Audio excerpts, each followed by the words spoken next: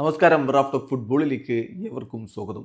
ലാലിഗയിൽ FC Barcelona കിരീടത്തോടടുക്കുന്നു.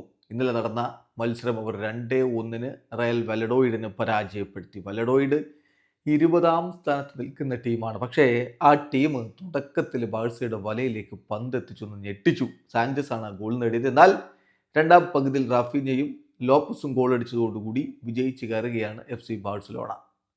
മത്സരത്തിൽ വലിയ rotation നടത്തി തൻ്റെ പ്രധാനപ്പെട്ട താരങ്ങളെ ആദ്യ ലെവലിൽ ഇറക്കാതെയാണ് ഹൻസി ഫ്ലിക്ക് ടീമിനെ കളിക്കളത്തിലേക്ക് വിട്ടത്. മാർക്ക് ആന്ദ്രെ ടെർ സ്റ്റെഗൻ ഗോൾ കീപ്പറായിട്ട് മടങ്ങിയെത്തി. പക്ഷേ അധികം വൈകാതെ വെറും 5 മിനിറ്റ് കൊണ്ട് അദ്ദേഹം ഗോൾ വഴങ്ങുകയും ചെയ്തു. അതും 20ാം സ്ഥാനത്ത് നിൽക്കുന്ന വലഡോയിഡിനോട്. തിരിച്ചടിക്കാനുള്ള ബാഴ്സയുടെ ശ്രമങ്ങൾ പക്ഷേ ആദ്യ പകുതിയിൽ ഫലം കണ്ടില്ല. രണ്ടാം പകുതിയിൽ തുടക്കത്തിൽ മാറ്റങ്ങൾ വരുത്തി കോച്ച് റാഫീഞ്ഞ അൻസു ഫാറ്റിക്ക് പകരം കളിക്കളത്തിലേക്ക്. അതിൻ്റെ ഫലം 54ാമത്തെ മിനിറ്റിൽ കാണുകയും ചെയ്തു. റാഫീഞ്ഞയുടെ ഗോൾ ബാഴ്സലോണയെ ഒപ്പം എത്തിച്ചു. അധികം വൈകാതെ 60ാമത്തെ മിനിറ്റിൽ ഫെർമിൻ ലോപ്പസ് കൂടി ഗോളടിച്ചപ്പോൾ 2-1 എന്ന നിലയിലേക്ക് ബാഴ്സലോണ ലീഡെടുത്തു. ഒടുവിൽ അതേ മാർജിനിൽ തന്നെ വിജയിച്ച് കയറിക്കൊണ്ട് ഇതാ കിരീടത്തോട് അവർ അടുക്കുകയാണ്. 34 കളികളിൽ നിന്ന് 79 പോയിന്റുമായിട്ട് അവർ ഒന്നാം സ്ഥാനത്ത് വിരാജിക്കുമ്പോൾ 33 കളികളിൽ നിന്ന് 72 പോയിന്റാണ് റയൽ മാഡ്രിഡിനുള്ളത്.